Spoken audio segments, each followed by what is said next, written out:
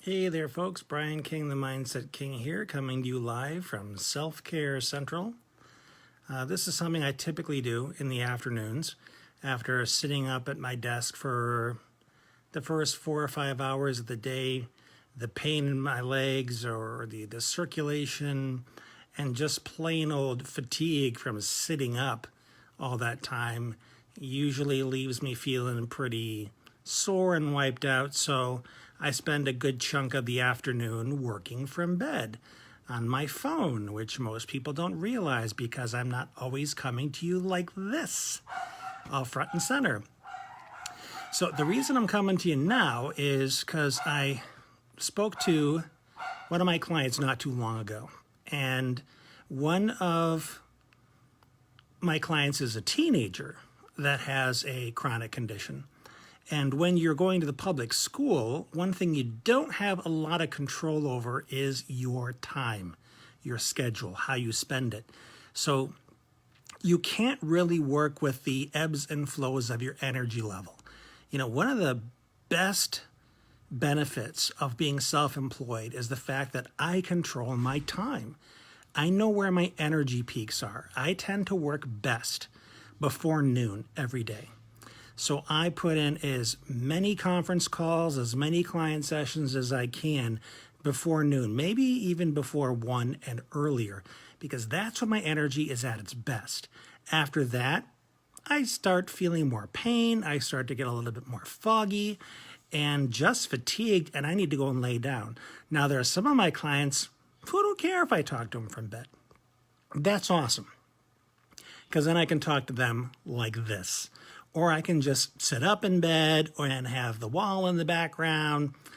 And that's what you need to do. And because that's who I work with, they get it. They don't care. You know, and teenagers with chronic conditions, whether it be diabetes, POTS, look it up if you don't know what it is, postural orthostatic hypertachycardia syndrome, something like that.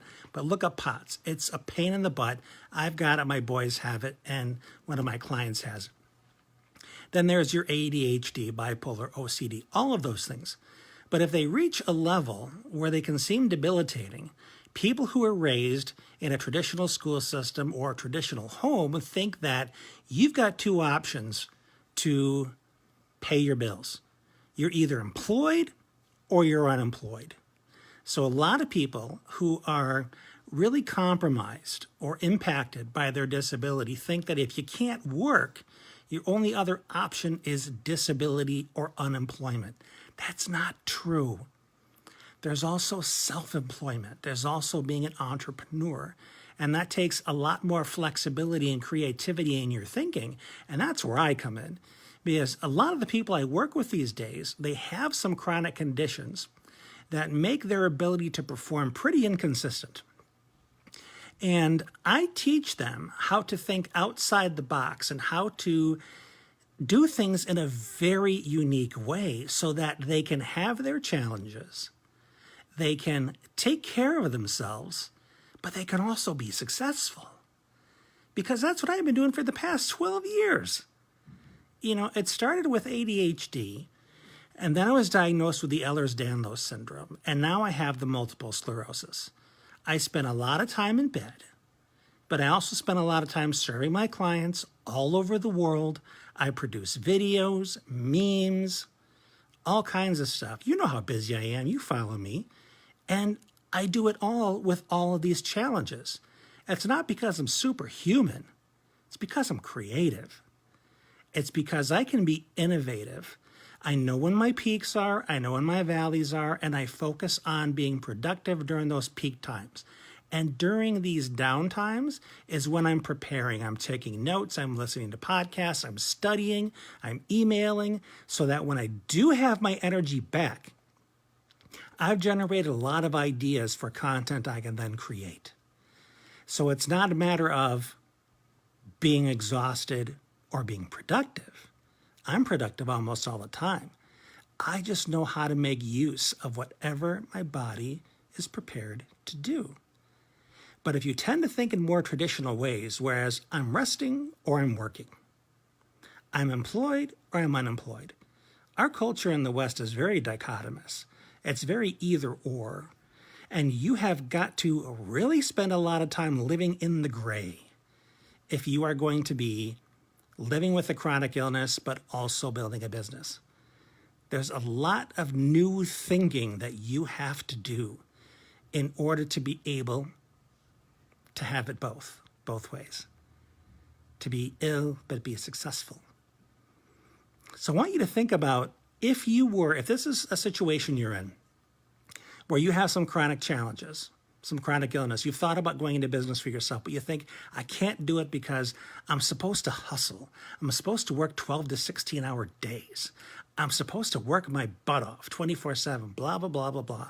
All the stuff you've been fed that somebody who is able-bodied has told you must be the case in order for you to be successful. None of it's true. It's true for them because they have done things according to their energy level. If that's not the way you are ultimately going to be successful, ignore that model. It's simply not going to be a good fit. You need to find a way that's going to work for the parameters of not only your mental game. Sometimes you're foggy. Sometimes you have migraines. Sometimes you're underslept. Sometimes you're fatigued. Whatever it is, you've still got to be able to function maybe a little bit during those times. But you've also got to be very focused and very strategic during your up times so you can be super productive during those times. When you see all the stuff that I'm able to do, it's because of the systems, the habits that I have in place during my peak times that allow me to be super productive, and also the portability that I have. I can run my whole business off my phone. Finding the technology and the strategies that I need to be just as productive when I'm laying down as when I'm up in front of my computer. So many things that you can learn in order to be successful while also having a chronic condition. So I don't want to overload you with too much information. I just wanted to put this out here for you so that you can start thinking about it. Thinking about limits that you have placed on yourself unnecessarily, where there are actually far more opportunities to be successful and do what it is you love and work for yourself than maybe you had even considered. So, for what it's worth, I present this for your consideration. If there's somebody else that you know that can benefit from this message, please share it. If you have any questions for me, in addition to what I've shared about how I do this, any recommendations I might have for you, go ahead and fire away, comment below, or send me a message. We'll talk. I'm going to get back to resting for a little bit here. Until we talk again, this has been Brian. Thanks for being you.